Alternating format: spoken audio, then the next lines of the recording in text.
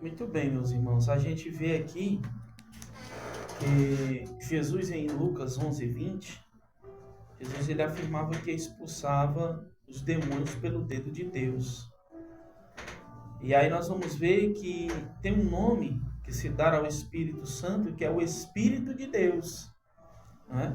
O Espírito de Deus, que significa que ele é executivo da divindade, né? Então Jesus, ele, em Lucas 11:20, ele fala justamente esta versão, dedo de Deus.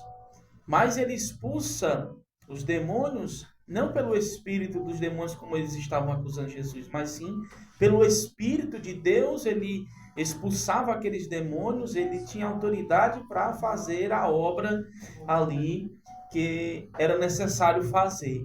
Outro nome muito interessante é o Espírito de Cristo, que foi dado ali em Romanos 8:9, né? Este nome é conferido à terceira trindade da pessoa de Cristo, né? Indica que o Espírito é enviado por Cristo para o glorificar e habitar no salvo. Então é o Espírito de Cristo. Quando nós somos salvos, o Espírito de Cristo, o Espírito Santo, ele começa a habitar em nós, né? E aí a gente tem um nome muito bem difundido por nós, que é o Consolador, né? Olha, aqui nós vamos abrir João capítulo 14. Deixa eu abrir aqui para os irmãos compreenderem, a gente lendo. João capítulo 14, versículo 16 diz, versículo 16, aqui: e eu rogarei ao Pai, e ele vos dará outro Consolador, a fim de que esteja para sempre convosco. Então, o Consolador, o Espírito Santo, o nosso Consolador. Veja também o versículo de número 26, né? Mas o Consolador, o Espírito Santo, a quem o Pai enviará em meu nome, esse vos ensinará todas as coisas e vos fará lembrar de tudo que vos tenho dito. Então, o Espírito Santo, o nosso Consolador, está nos consolando, está nos lembrando das obras que Deus fez e faz e ainda fará por nós. Então, perto de findar o seu ministério terreno, o Senhor sabia que brevemente teria de deixar os seus discípulos. Contudo, ele não ficaria sozinhos, eles não ficariam sozinhos, pois o Senhor enviaria outro Consolador a fim de ficar com eles para sempre. Então, este Consolador é o Espírito Santo. O Espírito Santo, nosso Consolador. Outro nome também que se refere ao Espírito Santo é o Espírito de verdade, o Espírito da verdade, né? O Espírito do engano e do erro operam no mundo. Por isso o Senhor enviou o quê? O Espírito da verdade, o Espírito de verdade, para preservar os seus servos das ciladas de Satanás. E quem é a verdade, né? A verdade é o próprio Cristo Jesus, porque ele disse: eu sou o caminho, a verdade e a vida, né? Então nós vemos aqui que o Espírito de verdade, o Espírito Santo, é Jesus, é Deus. Outro nome também dado ao Espírito Santo é o Espírito da graça.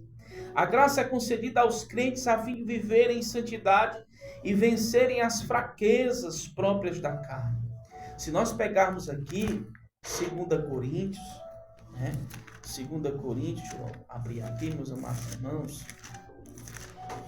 2 Coríntios, capítulo de número 12. 12, versículo de número 9. Diz assim: a outro mesmo Espírito a fé, e a outro no mesmo Espírito dons de curar, né? Então, meus amados irmãos, nós vemos que o Espírito da graça, aliás, o Espírito da graça, amados irmãos, nos dá a fé, nos dá o dom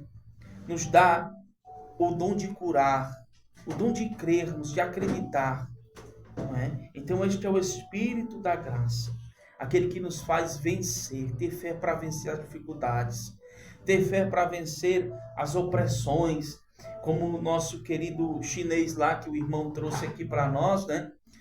Que teve a coragem de vencer, de testemunhar diante daqueles policiais que o interrogavam no regime opressor que é a China, e ele teve ali aquela ousadia de pregar o evangelho. Por quê? Porque o Espírito Santo estava com ele. No nosso texto bíblico, nós vamos ver que em Atos 1:8 diz assim: mas recebereis a virtude do Espírito. A virtude para quê? Para que ser-me-eis testemunhas. Então aquele homem usou disso com muita sabedoria. O Espírito Santo provavelmente estava ali com ele, dando o quê? Dando fé, dando o dom ali para ele pregar a palavra diante daqueles que o interrogavam. E por último, o Espírito de vida, como está em Romanos capítulo 8, versículo 2.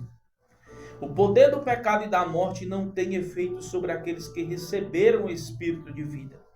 Neste versículo, o apóstolo Paulo afirma: porque a lei do Espírito de vida em Cristo Jesus me livrou da lei do pecado e da morte. Então, o Espírito Santo, ele é o Espírito de vida, porque produz vida naquele que estava morto, naquele que estava no pecado, naquele que já eram condenados. E o Espírito Santo entra trazendo vida, libertação, restauração e transformação em Jesus Cristo. Glórias ao Senhor Jesus.